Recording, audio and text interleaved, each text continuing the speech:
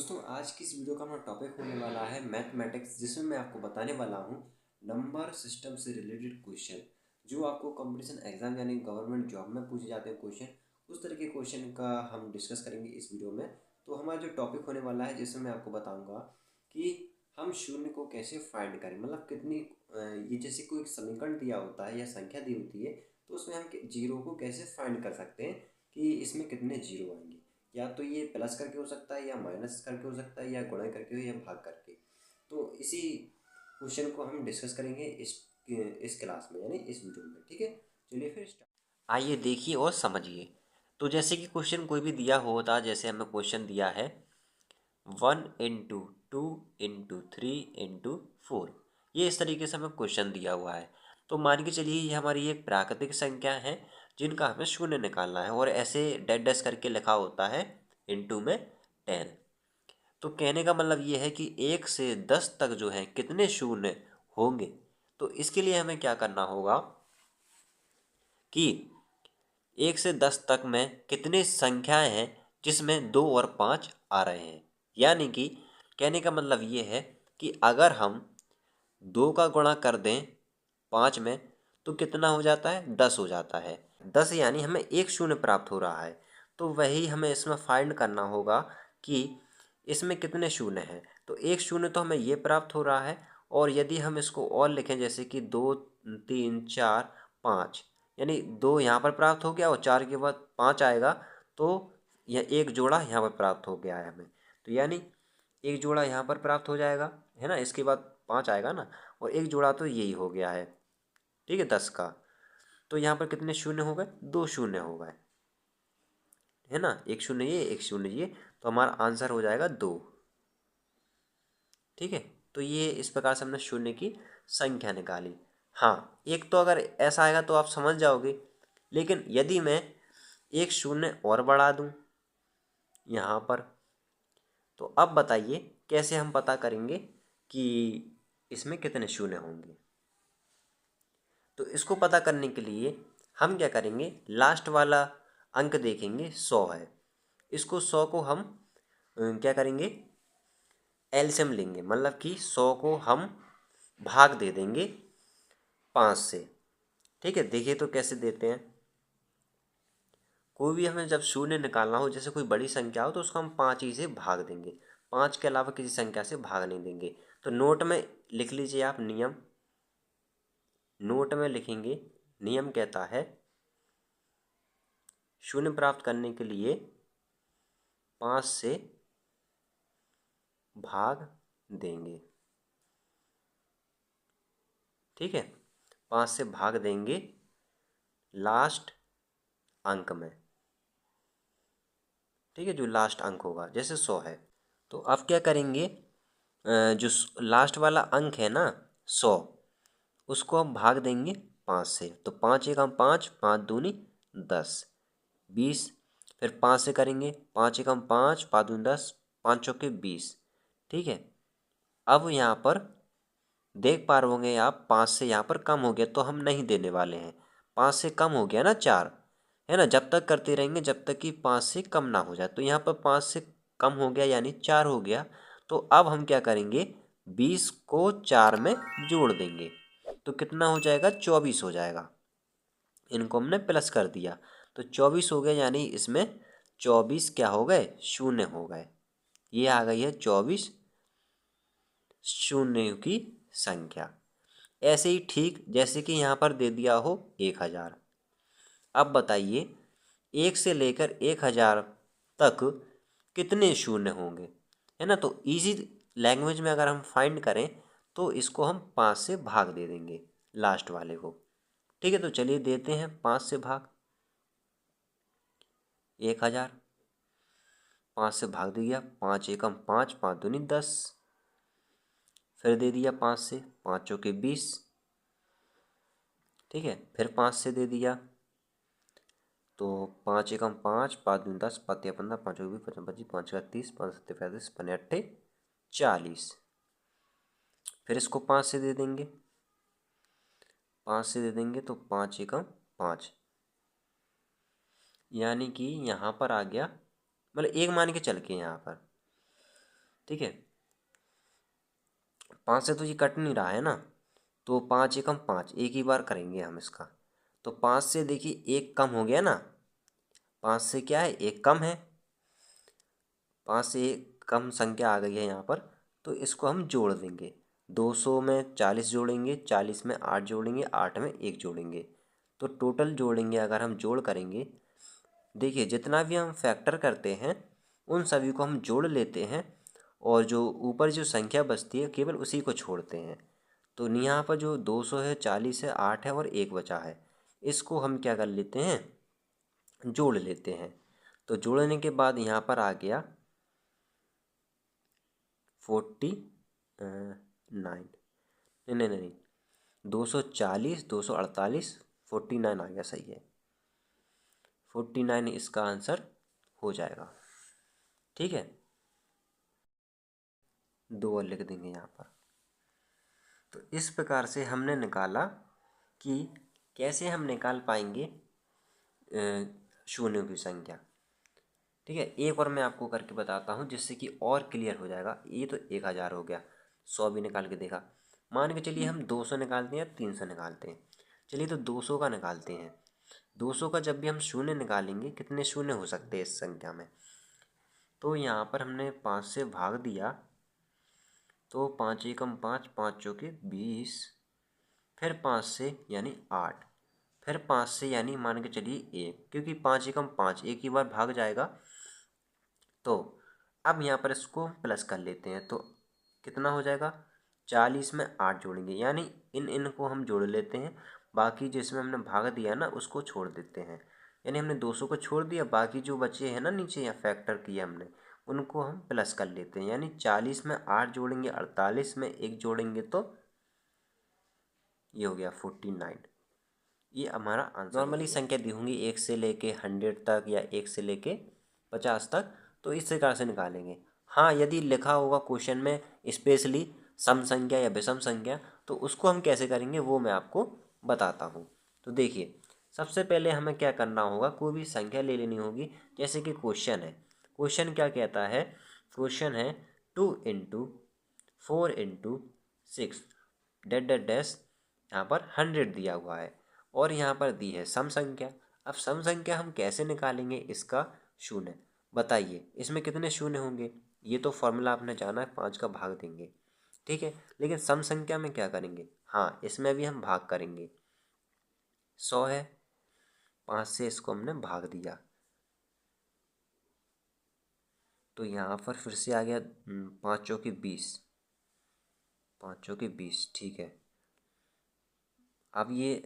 अब और जाएगा नहीं, क्योंकि ये यहाँ पर ये 5 से कम हो गया 4। ठीक है, अब सम संख्या के लिए हम क्या करते हैं, इनको पहले हमने जोड़ लिया, कितना हो गया, 24 हो गया। 20 में 4 जोड़ेंगे, इतना इतना हम जोड़ लेते हैं। 20 में हमने 4 जोड़ लिया, ये 24 हो गया। ये नॉर्मल हमने तरीके से किया। अब ये क्या बोलते हैं, सम है ना, तो सम के लिए यहाँ पर हम 2 से भाग दे देंगे इसमें। तो 24 का 2 का हम भाग दिया 24 में, तो यहाँ पर 12 हो गया। यानी इसमें कितने शून्य हैं, 12 शून्य है। ये तो हमारा सम संख्या के लिए हो गया, सम के लिए हम ऐसे निकालेंगे। ठीक है, और जैसे 1000 भी दिया होगा, तो 1000 का पहले हम इस प्रकार से 5 से भाग दे के फैक्टर करेंगे, और उसके बाद 2 से भाग दे देंगे, तो फिर से शून्य आ जाएंगे। इसी प्रकार से हमें करना है। लाइन लिख लीजिए कि शून्य निकालने के लिए हम संख्या में 5 से भाग देते हैं, 5 से भाग देते हैं लास्ट डिजिट में, लास्ट संख्या। हाँ ये तो लिखा है, मैं दोबारा लिखवा रहा था आपको, पहले लिखवा चुका हूँ मैं ऊपर। अब ये तो सम संख्या के लिए हो गया। अब विषम संख्या के लिए क्या करते हैं, आइए देखते हैं। जैसे कि कोई विषम संख्या है, विषम विषम के लिए जैसे मैं लिख लेता हूँ 1 इंटू 3 इंटू 5 इंटू 7 इंटू 9, और डैश डैश करके 100 नहीं देगा आपको, आपको देगा 99 देगा। ठीक है, तो अब बताइए इसमें विषम संख्या में क्या शून्य होगा, मैं आपसे पूछता हूँ, तो इसमें शून्य नहीं होगा। क्यों नहीं होगा? क्योंकि मैं आपको पहले ही बता चुका हूँ कि शून्य तभी संभव हो पाता है जब 2 में 5 हो। ठीक है, 2 में क्या हो? 5 हो।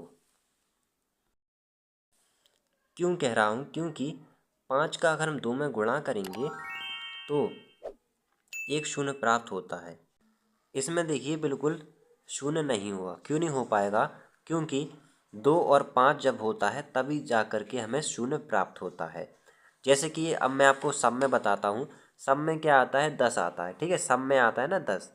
तो 10 जब आता है तो 10 के अगर फैक्टर करते हैं तो 2 में 5 हो जाते हैं, तो उसमें सब में संख्या में आ जाता है शून्य। विषम में नहीं आ पाता है क्योंकि इसमें हमें 5 तो मिल जाता है लेकिन 2 नहीं मिल पाता है। क्यों नहीं मिल पाता है? क्योंकि ये जो है विषम संख्या है। विषम संख्या में 2 नहीं होगा क्योंकि वह सम संख्या में आ जाता है। मैंने आपको बताया था कि अगर 2 और 5 इन दोनों का अगर हमें जोड़ा मिलता है तभी जाके हमें शून्य प्राप्त होता है।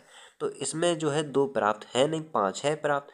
तो एक तो 5 से तो काम बनेगा नहीं, तो इसलिए इसमें 2 नहीं है, यानी इसमें शून्य नहीं होगा। ठीक है, विषम संख्याओं में। तो इसमें कंफ्यूज नहीं होना है आपको। जब क्वेश्चन आए तो क्या बोलते हैं, इस चीज़ को आप याद रखना। ठीक है, और फिर दिएगा, वैसे तो अब देगा आपको भटकाने के लिए, लेकिन आपको लगना है कोई नहीं है इसमें उत्तर करेक्ट। तो इसमें शून्य नहीं होता है विषम संख्याओं में। ये मैंने आपको बता दिया है सम और विषम के बारे में। ठीक है, अब मैं आपको बताने वाला हूँ कि जोड़ के लिए हम कैसे निकालते हैं। जैसे कि कोई जोड़ में संख्या दी हुई है, मैं जैसे एग्जाम्पल के तौर पर 100 प्लस 200 प्लस 300। अब देखिए, आप देख पा रहे होंगे यहाँ पर प्लस में है। अब हमसे पूछ लिया है कि बताइए शून्य इसमें कितने होंगे। तो ऐसा नहीं जोड़ना है आपको कि 2 2 4 2 6 6 हमारे शून्य होगा, ऐसे नहीं करना है। इसको करने का तरीका ये है कि इन तीनों संख्याओं में से सबसे कम संख्या यानी सबसे कम वाला पद कौन सा है, मतलब से सबसे छोटा इसमें पद कौन सा है? 100 का है। तो इसके हमें क्या करने हैं? 5 से फैक्टर करने हैं। चलिए तो कर लेते हैं। 100 ऐसे ही लिखा और 5 से इसका हमने फैक्टर किया। 5 एकम 5, 5 दूनी 10, और फिर 5 से फिर किया, 5 चौके 20। अब ये 5 से कम हो गया ना 4, तो अब और नहीं कटेगा। तो अब उसको हम जोड़ लेते हैं। 20 और 4 को जोड़ लिया तो कितना हो गया? 24 हो गया। तो 24 जो हमारा आंसर हो गया, यानी शून्यों की संख्या हमारी 24 हो गई है। ये हम जोड़ के लिए करते हैं। किसके लिए करते हैं? जोड़ के लिए। जोड़ के लिए यदि संख्या हो कि इसमें बताइए, ये जोड़ के रूप में लिखी हुई है समीकरण, इसमें बताइए शून्यों की संख्या, तो इस प्रकार से हम करेंगे, है ना। अगर आप नॉर्मली देखा जाए तो आप ऐसे जोड़ोगे 2 2 4 2 6, और ये ऑप्शन में होगा ही नहीं। हाँ, और आप ऐसा भी सोचेंगे कि हम 200 का भी निकाल लें, 300 का भी निकाल लें। आप निकाल तो लोगे। तो जैसे कि हमने इसका 200 का निकाला तो 49 हो गया, और 300 का निकाला तो 74 हो गया। ये भी ऑप्शन में दिया होगा, और इसलिए दिया होगा क्योंकि आप भटक जाएं और आपका गलत आंसर हो जाए। लेकिन जब आपको आता होगा तो आप इसका आंसर 24 लगा कर आएंगे, क्योंकि जोड़ में जब हम देखते हैं तो सबसे कम देखते हैं। सबसे कम जो है शून्य किस में आए हैं? 100 में आए हैं, यानी यही अपना आंसर हो गया। अब इसको हम भाग में ले चलते हैं। चलिए, तो भाग के लिए क्या करते हैं? जैसे कोई भी संख्या हमें दी है, 100 दी है, भाग में 80 दी है। तो जैसे कि ये हमारी ये संख्या है, ठीक है। अब इसमें निकालने के लिए क्या करेंगे? 100 का निकाल लेंगे फैक्टर करके। तो 100 का हमने फैक्टर यहाँ पर किया था ना, तो कितना आया था? 24 आया था, है ना। और फिर जब हम 80 का करेंगे, चलिए तो 80 का फैक्टर करते हैं 5 से। तो 5 एकम 5, ठीक है, 5 बचा 3, 5 छक्का 30, 5 छक्का 30, ठीक है। 5 एकम 5 बचा 3, 3 का समय 5 का 30 हो गया। फिर 5 से करेंगे तो 15 आ गया, ठीक है। 5 10 प्रत्यय 15, ठीक है। तो 5 से यहाँ पर कम हो गया, तो अब हम करने वाले नहीं हैं, ठीक है। इतना ही हो पाएगा, 5 से कम हो गया ना ये 3। अब इसको हम जोड़ देंगे तो 16 17 18, 16 17 18 19, 19 हो गया। तो इसमें जो है 80 के शून्यों की संख्या है 19 और 100 की जो संख्या 100 की जो शून्यों की संख्या है 24 है। अब इसका आंसर करेक्ट कैसे आएगा? ऐसे आएगा कि इनका हम अंतर कर लेंगे, यानी 24 में से माइनस कर देंगे किसको? 19 को। तो आंसर आ जाएगा इसमें 5। तो इस प्रकार से है जो है हम भाग के लिए यूज़ करते हैं इस प्रक्रिया को और जोड़ के लिए यूज़ करते हैं इस प्रक्रिया को।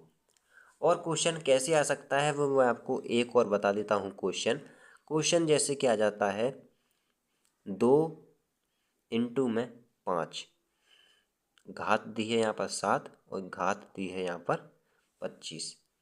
इस तरीके के क्वेश्चन भी फंसते हैं एग्ज़ाम में। ये क्वेश्चन बहुत ही सिंपल होते हैं, अगर आपने रूल को अच्छे से पढ़ा होगा, नहीं पढ़ा होगा तो आप नहीं कर पाएंगे। रूल मैंने आपको बताया कि 2 और 5 इनका जब जोड़ा बनता है तब हमें एक शून्य प्राप्त होता है। तो बताइए इसमें शून्य कितने होंगे? ठीक है, तो शून्य तो तभी हो पाएंगे जब दोनों के जोड़े मिलेंगे। तो यहाँ पर जो शून्यों की संख्या होगी 7 होगी। क्यों होगी? क्योंकि 5 है ना, 5 इसमें 7 बार आएगा और 2 इसमें 25 बार आएगा। अब 2 का कोई महत्व नहीं रह गया क्योंकि 7 इसमें 5 इसमें 7 बार आएगा, यानी जब 7 ही बार इसमें जोड़ा बनेगा 2 और 5 का, तो फिर बाकी जो है 2 वेस्ट चले जाएंगे क्योंकि जोड़े के हिसाब से चलते हैं हम। 7 बार तो जोड़े बन जाएंगे 5 के 2 से, है ना। अब उसके बाद 7 ही हैं, 7 के अलावा कुछ है नहीं, और बाकी 2 तो बल्कि ज़्यादा हैं, तो बाकी जो 2 हैं वो तो वेस्ट चले जाएंगे। जो हमारे शून्य होंगे वो 7 हो जाएगा। ठीक है, तो इसमें हो जाएगा 7 शून्यों की संख्या। कहने का मतलब ये है, देखिए मैं फिर से बताता हूँ। 2 लिखा है, 5 लिखा है, घात कितनी है? 25 इस पे, 7 इस पे। तो इसको हम कितनी बार लिखेंगे? 2 को 25 बार लिखेंगे, 5 को 7 बार लिखेंगे। अब बताइए जोड़े कितने बार बनेंगे? 7 बार बनेंगे, क्योंकि 5 तो 7 ही है ना। 5 और 2 के जोड़े तभी 7 ही बन पाएंगे, है ना। तो इस प्रकार से आप करेंगे। तो जितने भी क्वेश्चन ऐसे आते हैं, शून्यों की संख्या हमें काउंट करनी होती है, तो इस प्रकार से हम करेंगे। ठीक है, तो मिलते हैं अगली वीडियो में।